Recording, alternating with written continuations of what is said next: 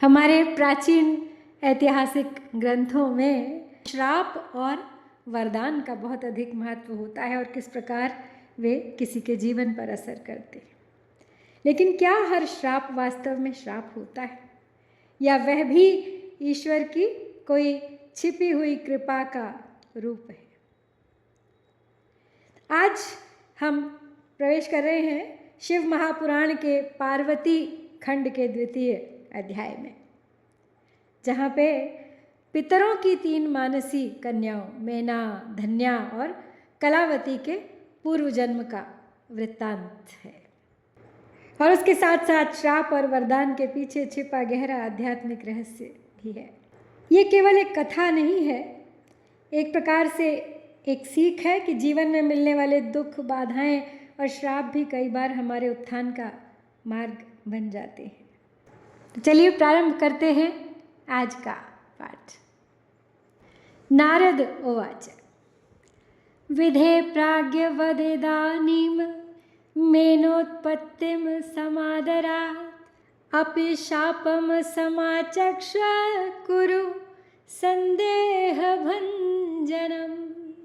तो नारद जी अब आगे का वृत्तांत जानना चाहते हैं, तो ब्रह्मा जी से पूछते हैं कि हे महाप्राज्ञ, हे विधे, अब आदरपूर्वक मैना की उत्पत्ति का वर्णन कीजिए। पिछले अध्याय में हमने देखा था कि मैना का विवाह हिमालय पर्वत से होता है और पार्वती उनकी पुत्री के रूप में जन्म लेती है। लेकिन अब हम थोड़ा सा पीछे जा रहे हैं, देख रहे हैं कि पार्वती की माँ मैना देवी का पूर्व जन्म कैसा था, किस प्रकार हुई थी उनकी उत्पत्ति।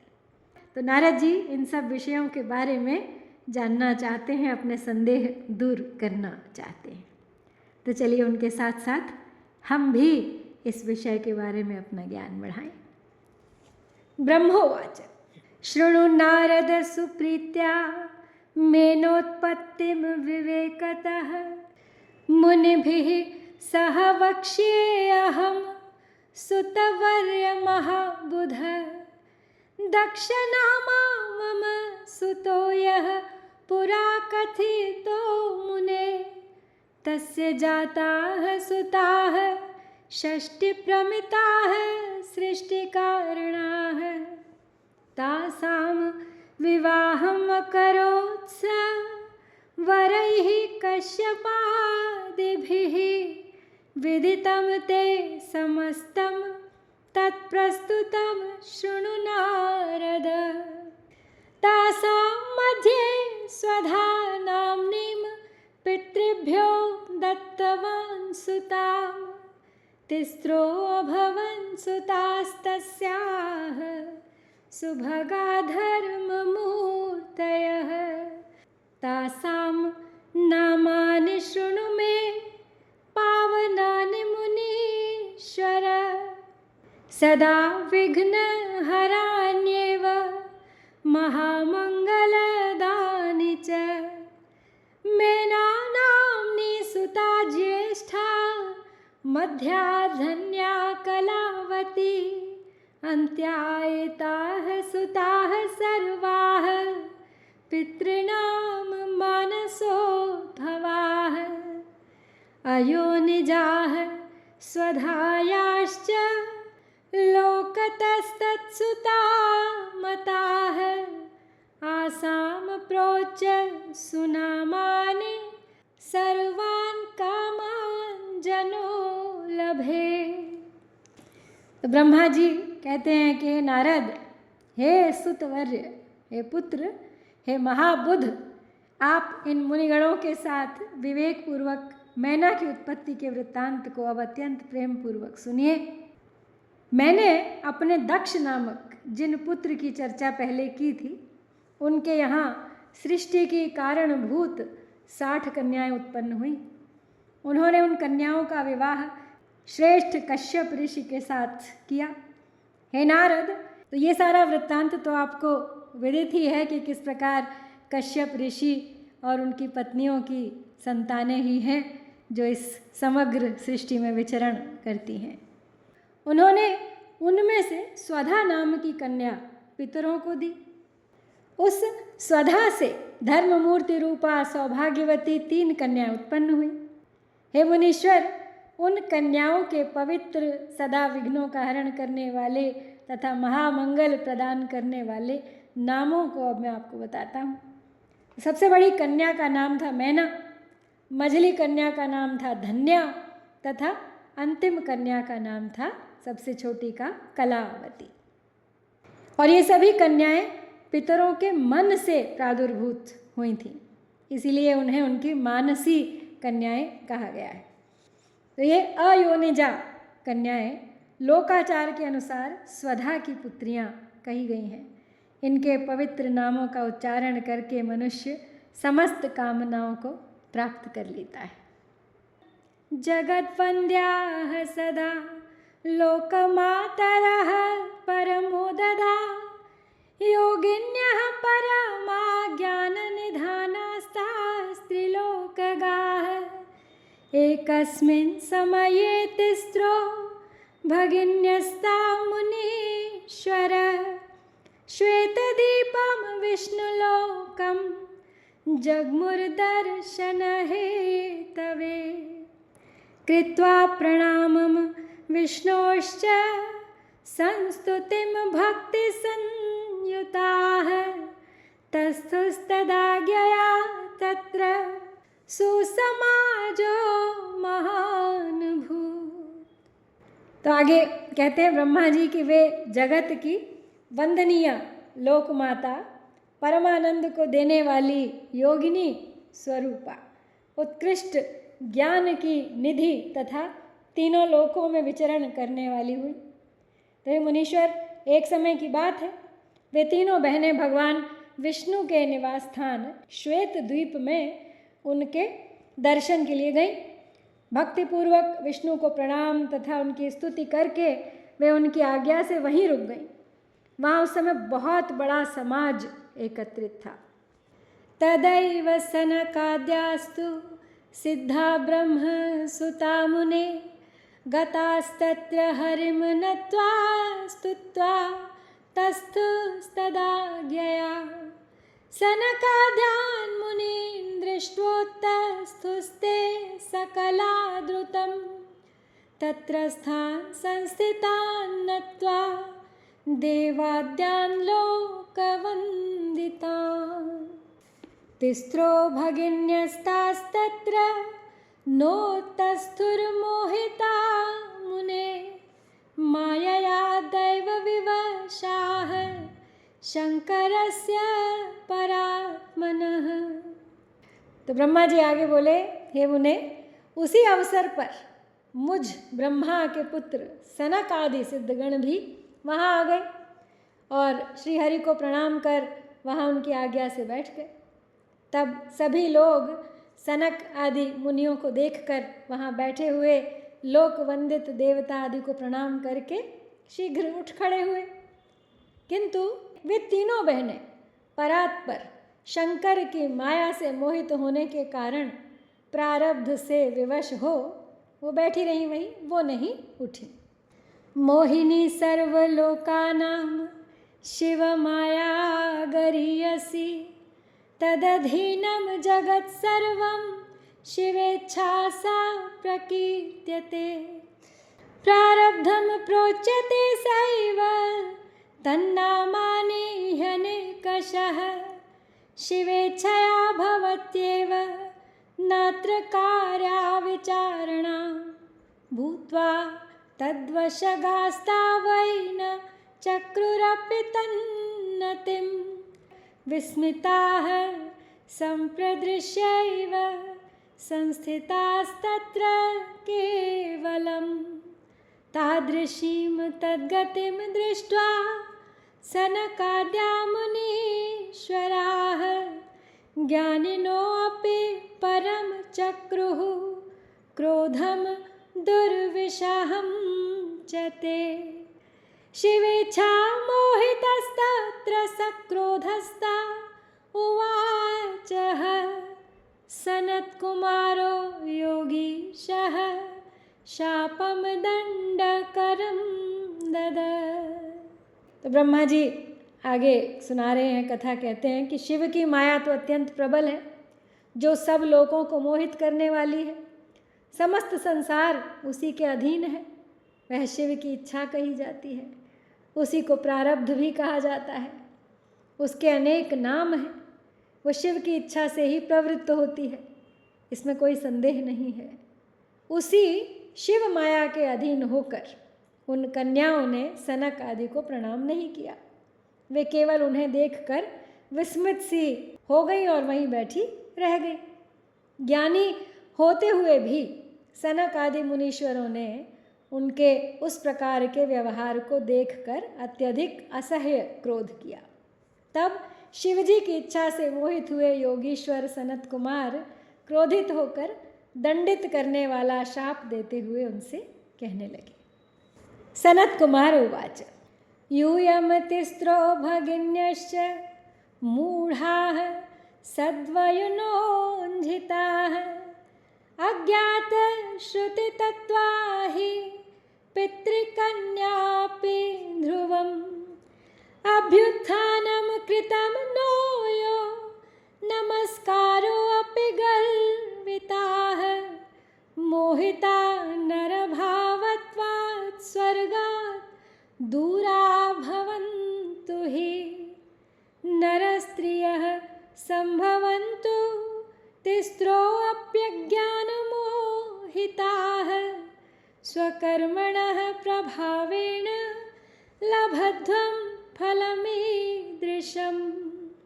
ब्रह्मोवाच इत्याकर्ण्य च साध्व्यस्तास्तिस्रोऽपि चकिता भृशं पतित्वा पादयोस्तस्य समुचुर्नतमस्तकाः। पितृतनया ऊचुः मुनिवर्य दया सिंधो प्रसन्नो भव चाधुना त्वत्प्रणामं वयं मूढाः कुर्महे स्म न भावतः प्राप्तं च तत्फलं विप्रनाते दोषो महामुने अनुग्रहं कुरुष्वात्र लभेम स्वर्गतिं पुनः। तो सनत कुमार अब बोले उन तीनों को देखकर कि तुम तीनों बहनें पितरों की कन्या हो, लेकिन फिर भी इतनी मूर्ख, सद्ज्ञान से रहित और वेद तत्व के ज्ञान से शून्य हो। अभिमान में भरी हुई तुम लोगों ने न तो हमारा अभ्युत्थान किया और न ही अभिवादन किया। तुम लोग नर भाव से मोहित हो गई हो, अतः इस स्वर्ग से दूर चली जाओ और अज्ञान से मोहित होने के कारण तुम तीनों ही मनुष्यों की स्त्रियां बनो। तो इस प्रकार तुम लोग अपने कर्म के प्रभाव से अब यही फल प्राप्त करोगी। तो ब्रह्मा जी बोले, ये सुनकर वो साध्वी कन्याएं आश्चर्यचकित हो गई और उनके चरणों में गिरकर विनम्रता से सिर झुकाकर कहने लगी। पितृकन्याएं बोली, हे मुनिवर्य, हे दया सागर, अब हम लोगों पर प्रसन्न हो जाइए। हम लोगों ने मूढ़ होने के कारण आपको श्रद्धा से प्रणाम नहीं किया। हे विप्र, क्षमा कर दीजिए हमें, हमने अपनी धृष्टता का फल पा लिया है। हे महामुने, इसमें आपका दोष नहीं है, लेकिन आप हम पर दया कीजिए जिससे हम लोगों को पुनः मुक्ति मिल सके, स्वर्गलोक की प्राप्ति हो सके।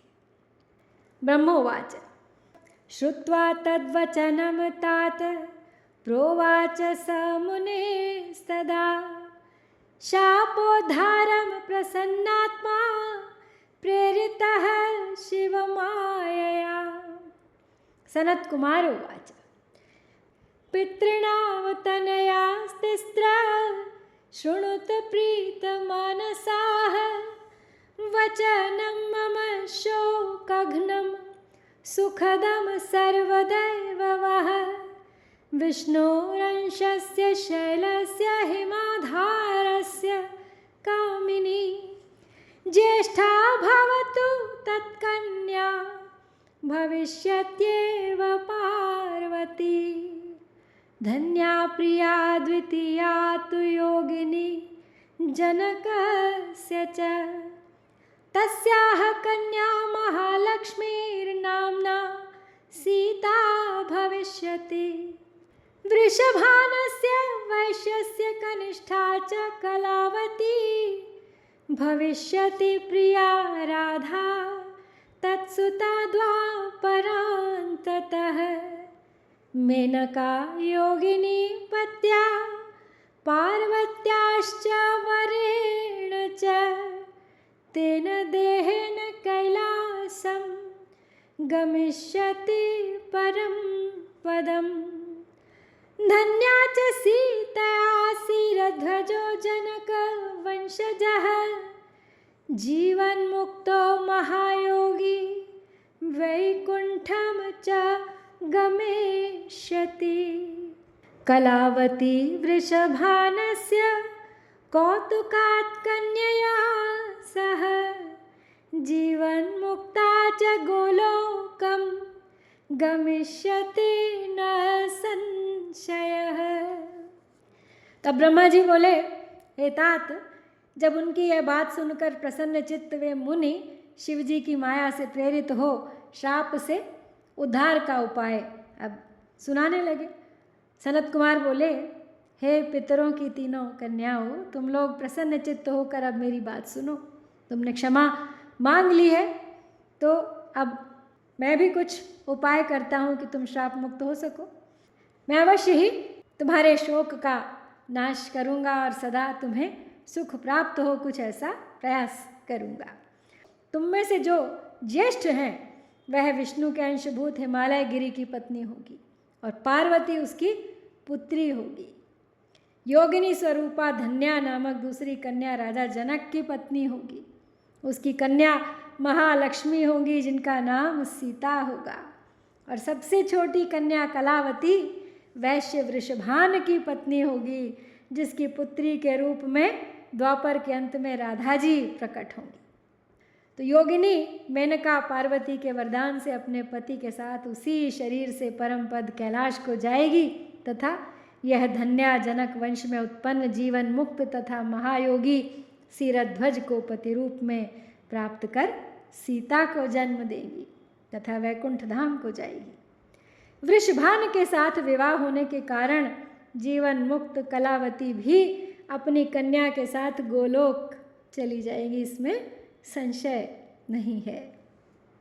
बिना विपत्तिम महिमा केषां कुत्र भविष्यति सुकर्मिणां गते दुःखे प्रभवे दुर्लभं सुखम्।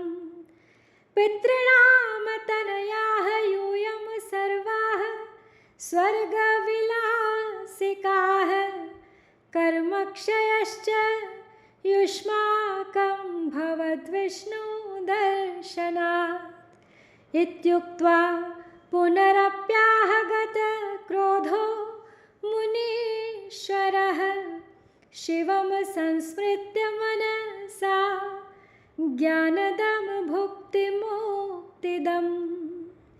अपरं शृणुत प्रीत्या मद्वचः सुखदं सदा धन्या यूयं शिवप्रीता मान्या पूजा ह्यभीक्ष्णशः। मेनायास्तनया देवी पार्वती जगदम्बिका भविष्यति प्रिया शम्भोस्तपः कृत्वा सुदुस्सहम्। धन्या सुता स्मृता सीता रामपत्नी भविष्यति लौकिकाचारमाश्रित्य रामेण विहरिष्यति। कलावती सुता राधा साक्षात् गोलोकवासिनी गुप्तस्नेहनिबद्धा सा कृष्णपत्नी भविष्यति। ब्रह्मोवाच इत्थमाभाष्य स मुनिर्भ्रातृभिः सह संस्तुतः सनत्कुमारो भगवान् तत्रैवान्तर्हितो अभवत्। तिस्रो भगिन्यस्तास्तात पितॄणां मानसीः सुताः गतपापाः सुखं प्राप्य स्वधाम प्रययुर्द्रुतम्। अब श्राप मुक्त तो कर दिया है कन्याओं को वरदान देकर, आगे कहते हैं उनसे कि इस संसार में बिना विपत्ति के किसको कहाँ महत्व प्राप्त होगा। उत्तम कर्म करने वालों के दुख दूर हो जाने पर उन्हें दुर्लभ सुख प्राप्त होता है। तुम लोग पितरों की कन्याएं हो और स्वर्ग में विलास करने वाली हो। अब विष्णु का दर्शन हो जाने से तुम लोगों के कर्म का क्षय हो गया है। तो ये कहकर क्रोध रहित हुए मुनीश्वर ने ज्ञान, भोग तथा मोक्ष प्रदान करने वाले शिवजी का स्मरण करके फिर कहा कि हे पितृ कन्याओं, तुम लोग अब प्रीतिपूर्वक मेरी दूसरी बात भी सुनो जो अत्यंत सुखदायक है। शिवजी में भक्ति रखने वाली तुम लोग सदा धन्य, मान्य और बार बार पूजनीय हो। मैना की कन्या जगदम्बिका पार्वती देवी परम कठोर तप कर शिवजी की पत्नी बनेंगी। धन्या की पुत्री कही गई सीता भगवान राम की पत्नी होंगी, जो लौकिक आचार का आश्रय लेकर उनके साथ विहार करेगी। और साक्षात गोलोक वासिनी कलावती पुत्री राधा अपने गुप्त स्नेह से बंधी हुई श्री कृष्ण की संगिनी होंगी। तो ब्रह्मा जी बोले, इस प्रकार कहकर और सबके द्वारा स्तुत वे भगवान सनत कुमार मुनि अपने भाइयों सहित वहीं अंतर्हित हो गए। तो हे तात, पितरों की मानसी कन्याएं वे तीनों बहनें भी पाप रहित हो सुख पाकर तुरंत अपने धाम को चली गई। तो देखिए, वो श्राप जो सनत कुमारों ने दिया उसके बिना तो वे मात्र पितरों की मानसी कन्याएं ही थी, लेकिन ऐसा वरदान सिद्ध हुआ उनका वो श्राप कि उनकी कई पीढ़ियां सफल हो गई। वे स्वयं और उनकी कन्याएं साक्षात शिव, श्री राम और श्री कृष्ण की पत्नियां बनी। तो क्या हम अपने जीवन के श्रापों को भी एक नए दृष्टिकोण से देख सकते हैं? तो चलिए इसी चिंतन के साथ अब मिलते हैं अगले अध्याय में, आज ही के दिन अगले सप्ताह। तो यहाँ पे हम श्री शिव महापुराण के द्वितीय रुद्र संहिता के तृतीय पार्वती खंड में पूर्व गति वर्णन नाम का ये दूसरा अध्याय समाप्त करते हैं। ओम श्री सांब शिवाय